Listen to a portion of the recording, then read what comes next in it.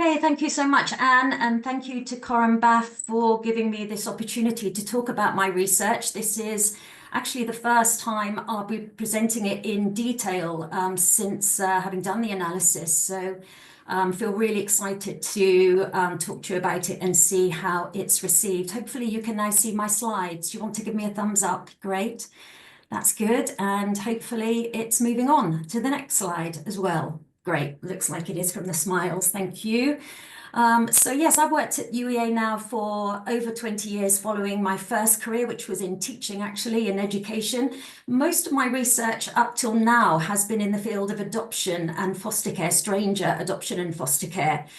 So kinship care was quite a new venture for me. I particularly was interested in looking at things like contact post-adoption, and life story work, and a few years ago carried out this scoping review of how life story work is wanted, how it's received by all children with care experience. And I was looking at research all around the world around people's wants and needs around their identity and life story work in that paper. And I think what struck me particularly was how little work that there was out there that had been done on the kinship care sector regarding identity needs and life story work. So that got me thinking, and hence decided to apply for some funding to do this study at UEA. I know that I've got mainly a practitioner audience, so I'm not going to go into great detail about the methodology, but my basic aim was very exploratory. I chose to focus on young people's perspectives. We have very little out there on young people's perspectives in kinship care as a whole, but particularly special guardianship. I wanted to focus on special guardianship rather than kinship care broadly, I guess because of its similarities in some way to adoption, that it is outside of the care system. There isn't necessarily social work intervention. Yeah, so that's, and also because it was quite new as a new order, we're just getting to see the older teenagers, the young adults that are coming out from our growing use of it. It's really grown in the last few years. So now as many or even more children leave the care system via SGO as they do adoption. And yet the amount of research, particularly on young people's voices, is still so limited. So very exploratory questions, just how do they experience family life? How do they experience the various members of their family? How do they make sense of their life story? Particularly, that was my interest, and what support would they have liked generally? So very exploratory. I wanted to work with a young people research consultant group because I was very aware I was going to be researching a group very different to me, not my experience. And I worked with one local authority who were fabulous at finding around 5 young teenagers who all were in special guardian placements, who supported me with the research. I went to them with very open ideas. I didn't have a set kind of plan as to how I was going to talk to people. And they gave me lots of brilliant ideas. And one of the things that we came up with together to make the chat, as they wanted it to be called, rather than the more formal interview, was to use topic cards. So here's a little sample on the slide here of topic cards that I used. I had 10, I think, altogether. So the topic cards could be laid out in front of people and they could pick and choose what one they did. Or actually, many people hardly looked at them, but I think a lot of people just found it reassuring to have them laid out to get some sense of what might be coming. So it wasn't just us looking at each other. Some people did look at them more actively and pick them up. I gave people a choice of how to do the interview. I think it was about a third opted for online interviews. The rest were face-to-face. Some were very long. They lasted from just over 30 minutes to just over 2 hours. Quite a few were in that kind of around 2-hour mark, much to the surprise of some of the young people who said, I didn't think I would have anything to say. So very in-depth interviews, and I used interpretive phenomenological analysis. I won't go into detail about that, but it's just to let you know, it's very in-depth. It's almost like a case study approach. And so each interview is looked at in great detail. And I actually had 22 young people, which is a very high sample for this type of methodology. But in the end, I had a bit of a flurry of recruitment at the end, so that's why I ended up with perhaps a higher sample than I might be more appropriate for IPA.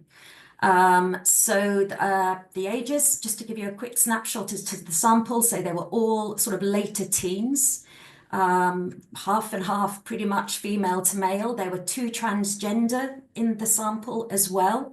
Again, about half and half living within the maternal family or the paternal family. I had no older sibling guardians, but they were all either grandparents, step-grandparents, aunts, uncles, or one with a close family friend. So hence my relative special guardian was a broad term. Family and friends was actually what I was looking at. There was about 7 who were not white British heritage. What else can I tell you about the sample? I know we don't have much time, but they were all in either education or employment. What struck me actually about this sample was the high level of bereavement they'd experienced. Out of 22, 2 of them had experienced the death of their special guardian or one of their special guardians. And another, the death of their guardian's adult child. So that would have been their cousin. So 3 had had very close bereavements in their special guardian family, and 7, almost a third, had experienced the death of a birth parent as well, which I just think is really striking to think about. 4 had lost mothers, 3 had lost their fathers. So lots of changes that they've gone through. 3 young people experienced the divorce of their guardians as well. So a time of great transition and change that we were able to reflect back on. Right, so moving into the findings, and I just have to let you know that when I was preparing this presentation, I felt I could have almost done a presentation for each individual in my study. They're so detailed, so complex. I'm just going to race through, and apologies for it being a bit of a race through, just pulling out some of the key themes. But one thing I wanted to start off with is saying how they described family. And it was, I think one thing that really struck me was how much the word normal came up in their discussion of their family, that it felt normal, it could be normal, it was their normal. Really common for them to use that word, ordinary and normal. We can have a normal family life with our guardians. And they felt that their special guardians were just like parents in the very ordinary, normal way. Even those who'd moved later in life, we had, I think the latest was around 10 or 11. They actually were quite vague about the time they moved into their guardian families. Hence, I haven't sort of put that on a slide because they were vague about it. I just looked at their perspectives. I didn't check any facts or anything. But there were some who said they thought they were around 10 or 11. And even they felt that the family had become normal to them. But what particularly struck me about the older young people was that the friends was really important to them, and that actually the biggest thing about moving families was particularly when it was moving location and the friendship group really mattering to them. So how much family life is bound up with our community and being able to live a normal life in the normal way as a normal person in middle childhood was really quite significant. Also something else that struck me is not just how it could feel normal, but they wanted it to be normal. A lot said, treat us normally. Normal is what matters. And a few talked about the social workers actually negatively affecting that sense of normality. Like, I don't know why I got social workers, said this young person. You know, I just went to live with my nan and granddad. It doesn't mean a huge crisis has happened. It's normal. This is my family life. And that came up a few times around that.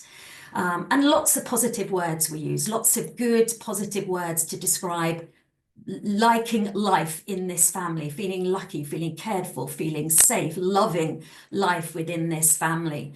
Was lots of positive words. And what was interesting is also that some of them contrasted the life they were getting within their special guardian family and the life they knew they could have had in their birth parent family. And I was just thinking, I wonder how many 15, 16-year-olds would say, you know, I've got the best family. Whereas I think some of these felt, actually, yeah, we've got evidence that this is a good family. And that was a really interesting finding. So yeah, it would have been worse living with my mum was actually quite a sort of a common reflection. So what made it this good, messy, complex, varied, but normal family? They referred to loving bonds. Pretty much all of them referred to close bonds with their guardians, a sense of being wanted. Many people brought up the words, I was fought for. They went through rigorous assessments. They wanted me. Shared connections, a sense of belonging, family mattering, and feeling that you had similarities within your family.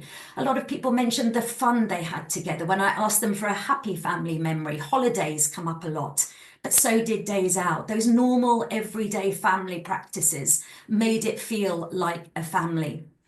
Many people referred to their sense of, in fact, they pretty much all did refer to this sense of permanence. And I was quite interested in that because a lot were approaching 18 or had turned 18. And again, what really struck me was their no sense of it mattered that the SGO was ending at 18. There was a real sense of this is where I'm staying. They talked about not leaving until they'd saved up enough money for a job or a mortgage, sorry, from a job to get a mortgage, or they were going to uni but wanted to stay at home throughout university. It also struck me how much it mattered that they really did have this sense of security. Two of them were going through gender transitions. Others were going through educational transitions and being really unsure of their next step. One who was post 18 when he underwent a life-changing operation and he really needed the support of his guardian. Guardians were still a massive support to these young people approaching 18 and beyond 18, and they so needed that. It mattered. Another feature of their families that made them positive was a sense of family stories. Many of them had stories of being in the womb. One person had stories of how he used to kick his mum so hard in the womb she knew he was going to be a footballer, and he came from a footballing family. And he had, so many of them came up with these kind of stories of childhood, of being in intensive care when they were young, and the grandparents saying, you'll live, you will live, and then suddenly they could breathe on their own like a miracle. They had stories they could be proud of in their childhood, and that was so lovely to hear from them. There was a real sense of them being in a village of care, that they had lots of people who cared about them and mattered. That includes their birth parents, which I'll go into in a bit more detail, but also lots of other people in their family as well, from both sides of the family mattered. They were hearing stories and people telling them things from both sides of the family that really mattered to them. And brother and sister relationships, some of them had brothers and sisters scattered in many different families, but many of them felt they could still feel like normal sibling groups. I'm going to pick some of these out and go into in a bit more detail. Sorry about the rushing through, but I think, you know, just looking at all that, this reminds me about how many of the interviews were a real celebration of why we do kinship care, why it matters, why it's so important, because of all these things that these young people had. So picking out just a few of those in a bit more detail with some quotes. One thing that struck me is labels for their guardians. In all cases, their special guardian had become their parent figure, but they didn't all refer to them as mum and dad. In all cases, they spoke about strong bonds, my best friend, the person I talk to the most. They're like my mum, but they didn't necessarily call them that. So this young person who actually referred to her guardian by her guardian's name said she was the best. She was my mum anyway, but I saw my mum too, but her guardian was called to by name. And in fact, this was one of the young people whose guardian actually died, sadly. She still saw her mum and dad. She wanted to stay within her guardian's family, and now the guardian's adult son is her carer. So she was able to maintain connection, permanence in that family. Another person who said, my parent was definitely my grandma. My mum was like a sibling. Her guardian was grandma. Names were almost irrelevant to nearly everybody. In fact, I actually found it quite confusing because a lot of them called their guardians mum and dad and their biological parents mum and dad. So there was quite a lot of confusing moments in the interview, as you can imagine, and we had to, you know, find some way of getting around that, and you'll perhaps see that in some of the quotes. Only in one two cases was there a clear feeling that actually I don't want my guardian to be my mum. The only experience I've had with a mum is actually bad. She is grandma and she is going to stay grandma.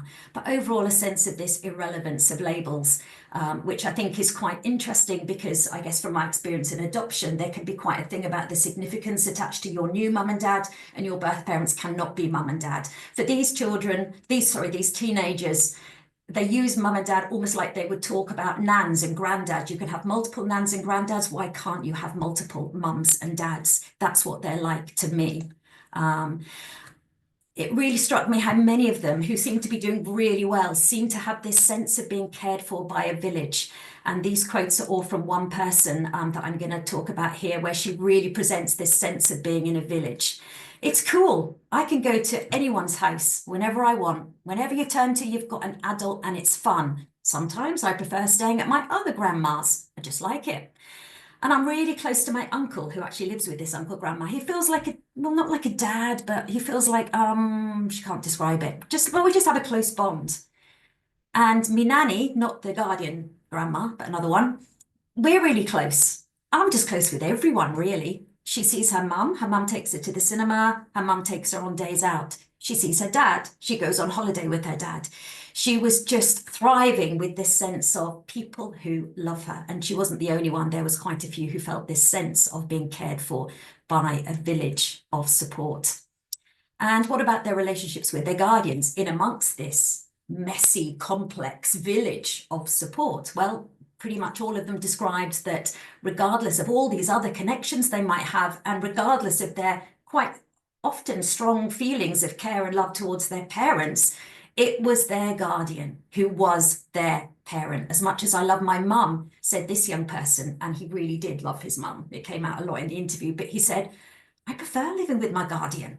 I built up that kind of bond with her over the years. She's like my mum. He called her mum as well.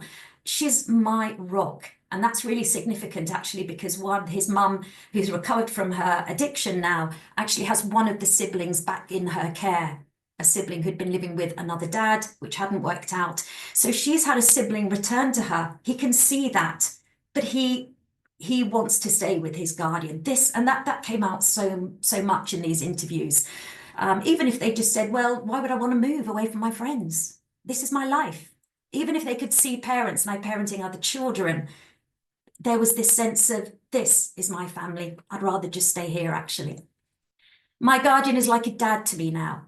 Last time I saw my birth father, actually, he felt a bit more like a friend. I couldn't trust him with things like I could my guardian. Strong relationships with their guardians. Relationships with parents, hugely variable across the sample. Some didn't like their parents or didn't like them very much, even had blocked them on their phones, didn't want to see them. Others like them as a parent, or just have some fun with them, but they can be really tricky and really complex. I love him because he's my dad, said this young person, but sometimes I don't even want to associate with him. We annoy each other. Very different people. She's very bookish. A bedroom filled with Harry Potter decor. Her dad is illiterate. He can't read. They can't play games. He gets too annoyed. He's too wired up when they try and play a competitive game. Mostly they just sit in silence, or in fact, they listen to music. They have some special bond over music, but that's about it. Very complex relationship, but he is her dad. Another, very close to his mum. You might recognize this quote. I have numbered who they're from, so you can connect if you want to. I tell my mum, my birth mum, actually, he called them both mum, a lot more than what I tell my other mum, my guardian mum, about how I feel, actually, because I know it won't affect her. He worries his guardian's going to worry too much. He once told her about his poor mental health and she worried for weeks. So actually he stays away from talking about his troubles too much to his guardian. And actually he talks about his troubles to his mum, but his guardian is still his rock, his solid base, place he wants to stay.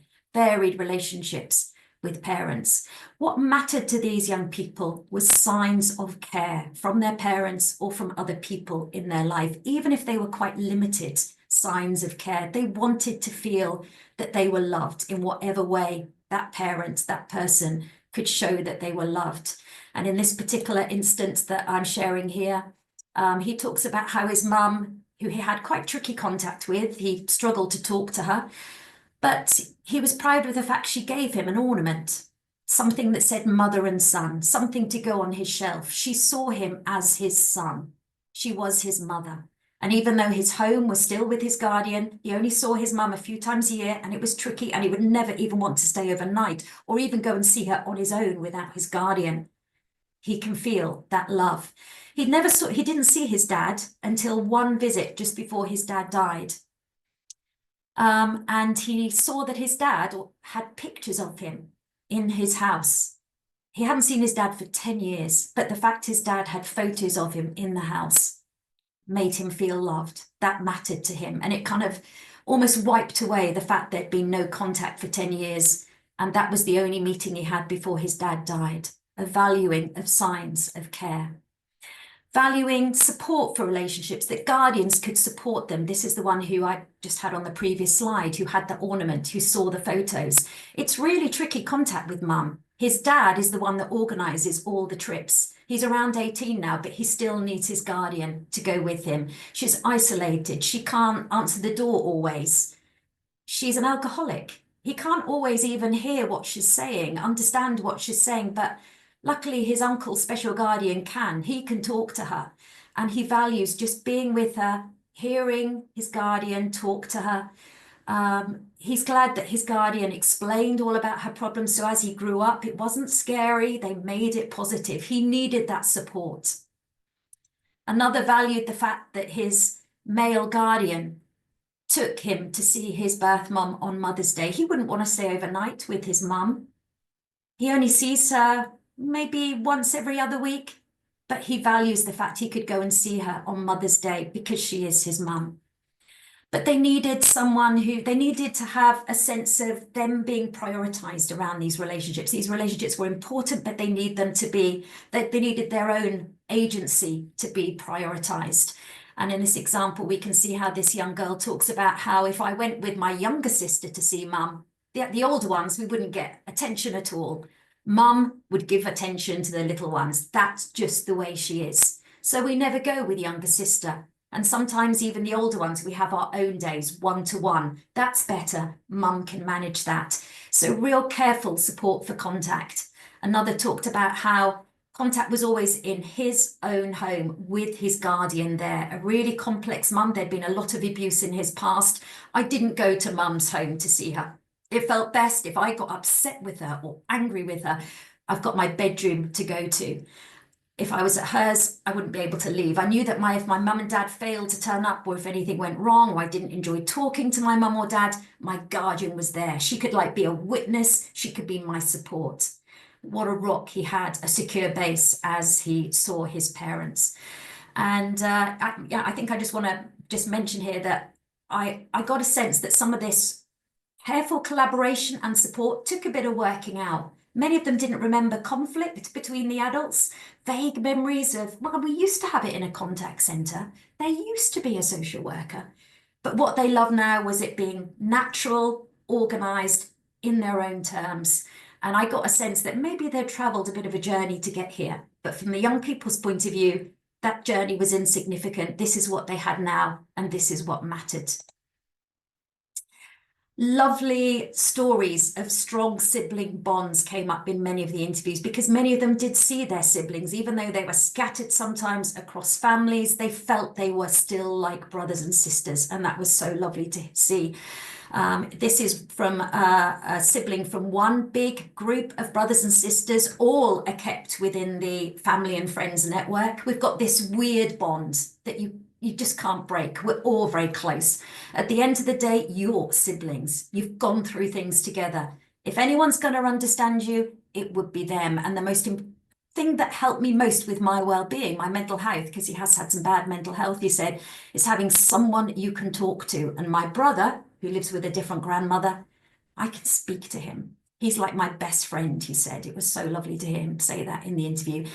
Different guardian families, but they have holidays together. They have fun days out together. They feel like siblings. And one thing that really struck me about many of these stories of siblings, many of those I spoke to were the older, or one of the oldest, and they all spoke about wanting to care for, protect their siblings. They're my younger siblings. I want the best for them. I want them to be safe. Lots of messages of wanting to care for them. But these families, although they could be normal and good, as one young person said, well, it's like normal but not normal. It's a normal, not normal family. It's not the same. It is different. And there are things about it that are different. Something that came up a lot was older guardians. There was a little bit of, not with everybody, but with some of them, it was they're from a different generation. They don't know how to parent us. They don't understand about curfews and phones, how important phones are. Our peer group, it's a different world. Don't treat us like you might have parented in the past.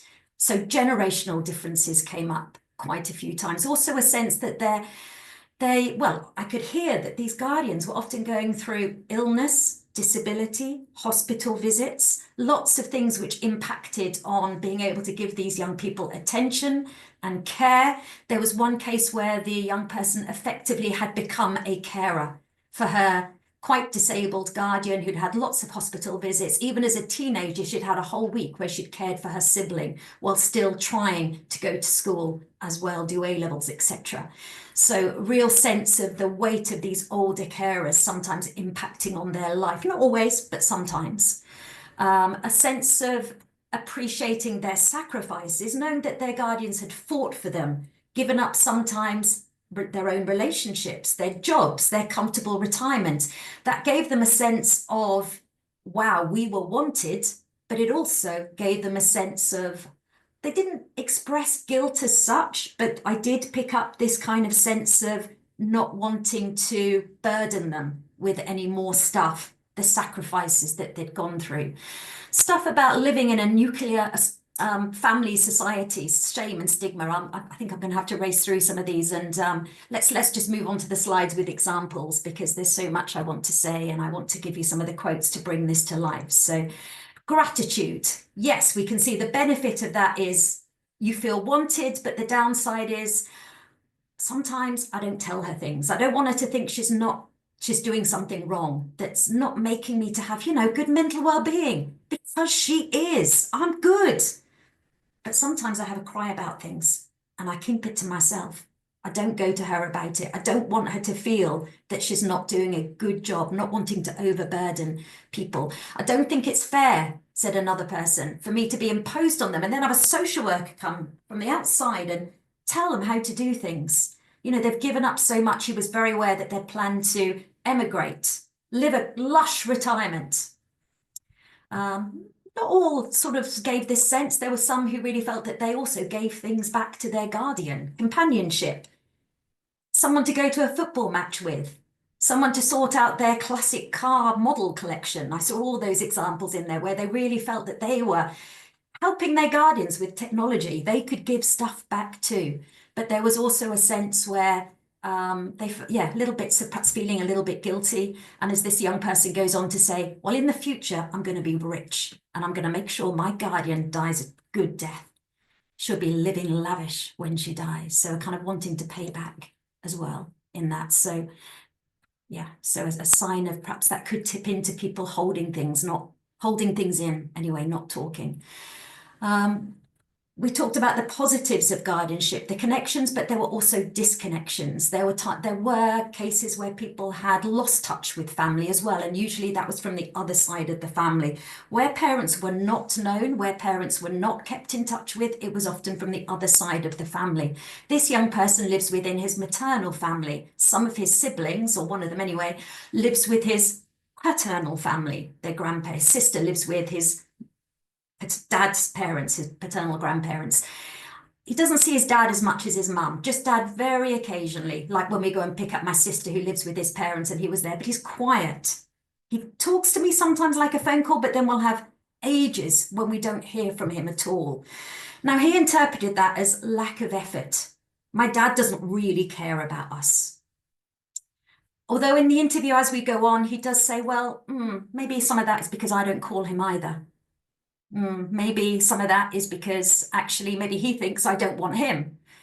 Maybe it's different for my sister because she lives with his parents and he's around the corner and she just goes around his and she chills with him and it's different. So he's very maturely reflecting on actually, maybe some of this is us in our maternal family, perhaps making things a bit awkward for him. But most typically, when a parent wasn't seen as much, it was typically they don't care, they're not making an effort, they're not interested in me. And that was his overall feeling, which obviously we don't know that is the case. It might be that dad really does want to engage, but it's awkward and it's tricky because he's living in the other side of the family. We spoke about sibling bonds, wonderful sibling connections when people could have natural contact, but there were also siblings people felt disconnected from because they live, well, the most striking example was 3 young people who had siblings who were adopted.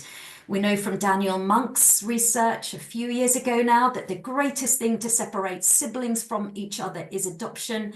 And for the 3 young people who'd had siblings adopted, that was so evident in this sample as well. This first quote is from a young person who was placed with her grandmother when she was just a toddler, and a sister was placed as well. So you've got 2 very young children living with grandmother. A baby brother was born, almost the same age. Grandmother couldn't take him in, so he's adopted. Another sister is born later, goes in to live with grandmother. So we've got these 3 girls all living together. But this adopted brother is in a very different family. They just have letters.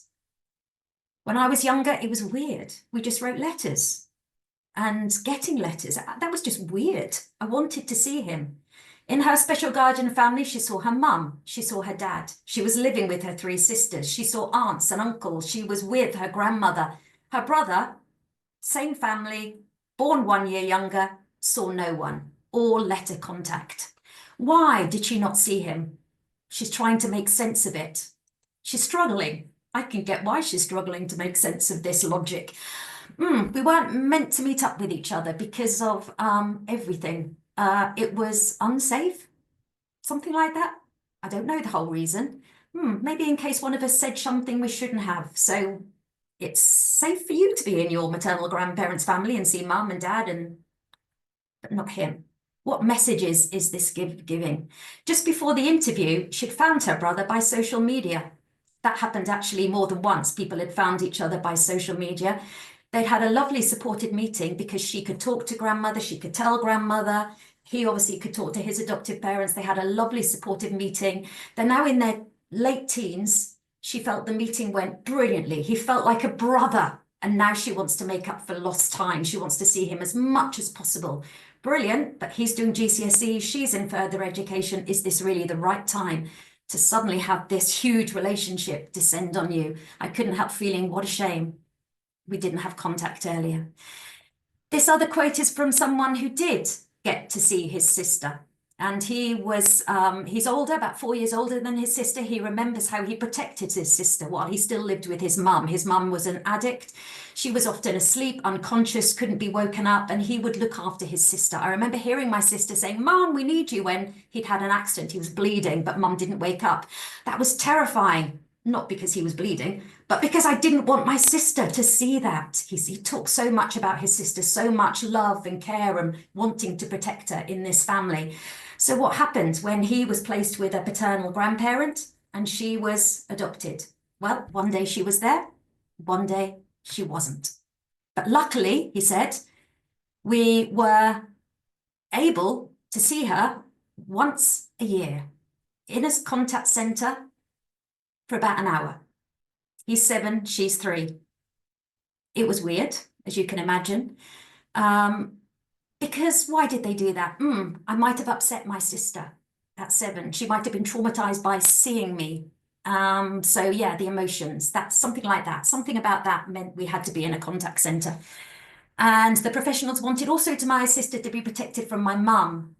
Yeah, but I wasn't protected from my mum. I still saw my mum. I still saw my dad. I still saw my gran. How do they make sense of these stories? It's quite interesting thinking about that logic that goes into these maintaining relationships of siblings. When I think of how all these young people, whenever they talked about siblings, they talked about wanting to protect and care. And interestingly, so many of them said, I don't tell them about what happened, about mum, about dad. that they're an addict, that they hurt me. They're too young to know that. I don't want them to know that. They want to protect them, help their young siblings be free from worry. That came out very strongly. So also something that I could see happening in some of these families where there appeared to be some inadequate boundaries. We saw in earlier slides how people had really prioritized the young people, really made sure they had a secure base around their contacts, but I didn't see that in every case.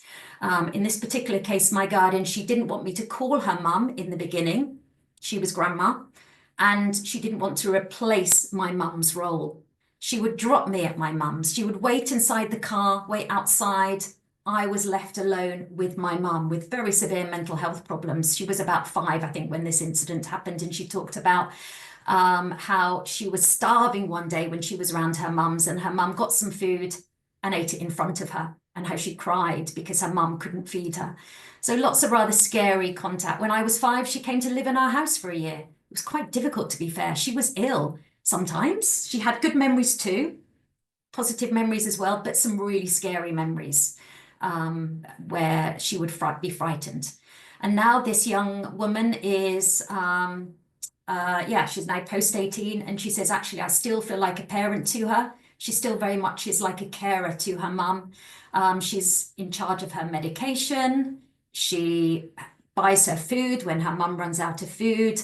Some really worrying contact that perhaps didn't have the right boundaries and also the right role model of about how to look after yourself, how to be compassionate to people in your family and work with them, but also look after yourself is important. And some of them really had that from their guardians, but there appeared to be just a couple of cases where that didn't happen. And also just 1 or 2 senses of perhaps a bit of are we really claiming the role of parent as well as honoring the other parents? The balance needs to be there. And in another case, I felt that maybe that was happening a little bit too. This young woman who's just in her young teens, she lives with her grandparents. She's always lived there. That's her home. She's very settled there. But she says sometimes because they have a few conflicts around boundaries and curfews and her wanting to go out with her friends to nightclubs, and they don't want her to do that. So she's going through some boundary issues, as most 14-year-olds would. She says, but I've always lived here, but I've been threatened in these arguments that we have sometimes, threatened to move to my other grandparents. Like if I do something, they're like, well, do you want to go and live with your other grandparents? Because we can arrange that. I don't want to. I love my other granny, but I don't really like her partner. There's no way I want to move. But she feels that there's a sense of, this was the only person I really felt didn't feel their permanent home was solid in their family because of this. I mean, I did say, are they joking? How does it come across? Is it like a joke? And she said, I'm not sure. So I don't want to test it just in case it does happen. So life in a nuclear family world can be challenging. When I had to make Mother's Day cards, this was someone who had a mother who really did hurt her. Her concept of mother was very negative, very bad. Her guardian was very much still Nan. She didn't want her Nan to be mum. You might remember that quote earlier. What was it like when she had to make Mother's Day cards at school? Very difficult. I wasn't able to do that because my mum was somewhere, I didn't even know where, with another man, not giving a second thought to me. My mum had rejected me and having to make Mother's Day cards, having letters home saying to mum and dad. Some talked about wanting to hide the fact they're living with grandparents or guardians. One really embarrassed every time it's parents' evening in case people will say, well, why are you with your grandmother? Where's your parents? I've never really told any of my friends that I don't live with my parents because some people could get really offensive, say things, scared that personal information might get out. They might have to justify why they live with their guardian, the embarrassment of that, the unease with that. And yet that's interesting because not all the young people felt this kind of sense of unease around their guardian families. I had others who would say, oh, it's cool. Everyone thinks it's cool I live with my nan. Most people live with their mums and dads. I don't know anyone who lives with their nan. It's nice. I'm lucky. My friends tell me I'm lucky. I feel I'm lucky. And another one, I don't feel the need to tell my friends my life story. They get what they get. I live with my nan. We're all weird. We're all different. Not everyone lives with their mum and their dad. So some people had this kind of sense of, who cares? I like where I am. And I got the kind of sense that it related to how they felt about why they were with their guardians, and that whether they were at ease with that. The one who said, I think it's cool that I live with my nan. She actually had very open contact with everybody. And I got the sense from her that she felt, actually, I know I'm in the best place. It's almost like my choice. She'd interpreted it as her choice to live with her guardians, even though, it happened because of social services intervention when she was like 2. But the story was, it was like, well, I want to live with my nan and my granddad. I love them. Why wouldn't I? And that's the kind of sense I got from her interview around that. But some were struggling with why. We know from work that Julie Selwyn has done how much knowing why you are in care is a big thing for people. We see that in children who are adopted, how much it matters that you understand your story. That's why life story work is so important.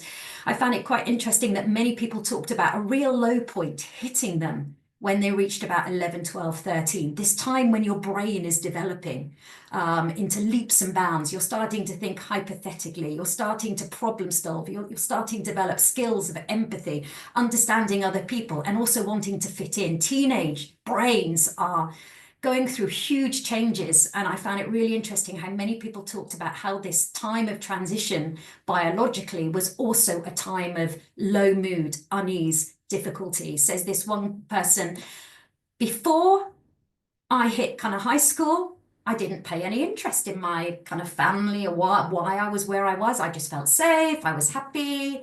Didn't really know anything else. I think I thought my mum was on holiday. I didn't understand it. It didn't bother me. It was only when I got to about 11 or 12 when I started to be, hang on, this is getting a bit weird. I don't know much. And that was quite common. Some people felt it hit them around 10, 11, 12, 13, this kind of time of what is going on, and really needing to hear the story in a different way. Said another young person, I got into trouble at school. I got excluded. Why? It was because things had been going on in my head. Why? I didn't live with my parents. Why my sister didn't? What was it like when I lived there? I think I was just seeing my friends with their parents. It made me think, I should have lived with mine. I wanted to know why I didn't. This is someone who could see her mum. She could see the limitations her mum had. She knows that her mum has lost 4 children that she couldn't care for. She's living within her family, and we might think it would be obvious to a child living within her family, seeing her mum, seeing her dad, having all this going on around her. But she struggled with her story despite that very frequent contact. It didn't quite make sense, and there were questions. Luckily, after her exclusion, unfortunately, but she had to go through that. But she did have one teacher who said, just what is going on for you? Why? Why are you behaving like this? And it all poured out. And teacher calls grandma, they have a lovely conversation. But it took her, it just saddens me that these young people get excluded before we actually say, what is going on? Tell us what the matter is. And that happened a few times with people in the sample. Bad behavior was always linked to worries and emotional troubles. And it wasn't always responded to as it perhaps should have been responded to. What was really clear in the sample, and I could do a whole separate presentation on this, I know that I haven't got much time, but what came out is how much these young people are like detectives. They're analysing everything. They're sense-making creatures. They're looking at what they know and looking at what they don't know and trying to make sense of their very bizarre situation of why they're not living with their parents. And they're using what limited memories they have. I was quite struck by how some of them had very limited memories, even when they came out of their birth parents' care when they were like 10, 11, very limited memories, fuzzy memories. Some could only remember vaguely positive memories. Others did have very clear memories of harm and abuse, but very varied. They looked at their parents, they looked at their siblings, they looked at family members, they observed, they heard stories, comments, but there were also gaps. Things that weren't talked about, things they felt they couldn't ask, things that were were not talked about. And those things were analysed, the gaps were analysed and thought about as much as the things they did have. They evaluated, interpreted, and came up with assumptions about everything they saw. And yeah, I'll jump actually quickly over because I just want to get through these last few slides. But but they were like detectives. I'm always amazed how young people, even quite young people, are so astute in thinking about the information they have. Memories. Some people did have disturbing memories of their early childhood, but and they could refer to nightmares. It was upsetting, not nice to hear. But also there was a sense of, well, yeah, I know these are horrible memories, but actually I can also see the value of them in that they give me a sense of, I know why I'm in my guardian's care. My sister will be like, why did you get to live with our parents till you were 7? I came here when I was a baby, almost like a jealousy of that. She doesn't understand it. She doesn't know the details. She doesn't have memories. And that came up a few times of people that said, actually, my younger siblings were protected from the harm, but they are suffering in some way because they don't know why. They don't really understand their story. And I found that quite an interesting finding. Another young man talks about how he can remember the odd positive memory and how he's really pleased that despite the horrible stories, and he knows that there was horrible things that went on too, he's really pleased he can hang on to the odd positive memory. I have a memory where she had I got an ice cream, but I dropped it and she immediately brought me a new one. I must have been about 3. I remember I was crying, but she cheered me up. It's so important, he said, that you don't forget those good memories too, because if you forget all those, you'll just be stuck with the bad memories. The importance of telling people the good, even if they can't remember, because so many people couldn't remember anything about their young childhood. And I thought that was important. I was also struck by these young people about how what they gained really from seeing their parents, this kind of sense of who they were and a real holistic understanding of them. The first quote is from a young person who actually, I think she's sort of deciding not to see her parents anymore. She doesn't really feel that they are like her parents. She doesn't feel she's got any connection to them. She doesn't think they're bothering to keep in touch with her. She's not going to bother or go out of her way to necessarily keep in touch with them either. She says, my parents were addicts. They couldn't look after me. But they are nice enough. My mum's, she's not mentally mature enough in a sense. She finds like little issues. She'll make them massive. She finds conflict where it doesn't need to be. My dad, he's really kind. He doesn't have the best criminal record. They're just not very good at committing to things. So a real balanced, kind of mixed way of thinking about their parents. Another, mum is loud. She can be annoying, but she cares about us. She has a funny way of showing it. A real sense of they're getting the bad, but they can also, they've got greater understanding. Oh, sorry, I didn't show you that quote. I'm going to race through because we're near the end, but I was just so aware how there were people struggling with stories, hearing different, what they called myths and rumors and different contradictory stories, and also how they struggled with not wanting to raise questions or talk about things, worried it might be touchy for people, touchy for their mum, their dad, offend. How are people going to react to that? No one, well, maybe 1 or 2 people mentioned that they thought there could be official information, files kept on their case, whereas most people thought, well, they had no idea, even those who turned 18 and were struggling with wanting details of their story, didn't realize that there might be files or something kept, which I found really interesting. And some of them said, yeah, actually, it would be good if there was some official file. That would be really helpful. Yes, I know there'll be lots of negative stuff in here, but I've got like these odd memories in my head and I don't know how true it is. I want to know. So a real sense of wanting to know. And so many examples of how knowing is better than not knowing. And I think probably the best example of that is in this young person's quote here, who talked about there was so much he couldn't ask his guardians, like he was worried about asking whether his parents were dangerous people, or if I had dangerous people in my family. He was afraid, so much he didn't bring up, but he had a very proactive guardian who organised life story work for this young person. I think she might have paid for it privately, I'm not sure, but he had really good life story work, and it helped him to understand what it meant that his parents were not the right mindset. What does that mean to a young child? But he said he's got a really concrete example for that, Well, like there were dogs, and my parents couldn't even look after the dogs. They brought another dog, and that had to be taken away. And then they brought another one, and that had to be taken away. They weren't paying attention to me. They had like rubbish in plastic bags. The life story work gave him details that really helped make sense of this right mindset. And I said, you know, what was it like hearing that stuff? Because obviously he'd been afraid of this kind of dangerous people that he might be hearing about. And he said, actually, it didn't feel upsetting. It was just like disappointing. That's all. It wasn't scary, just disappointing was the end result. The difference between knowing and not knowing can take away something scary. Yeah, I've got another slide about that, but I think we need to move on because I need to wind up now. Just to finish really with some lovely quotes about how these young people, I just came away from every interview just being amazed at how wonderful they were. Their emotional intelligence, their ability to think about complex adult behavior, reflect on it in a balanced way. And they were telling me things like, it's been helpful for my well-being to understand it all, understand reasons why people do things. And it gives you a certain amount of control, not to turn out like my dad, not to take a drug in my life. They were all telling me they are not going to take drugs. They are not going to drink because they can see what it's done.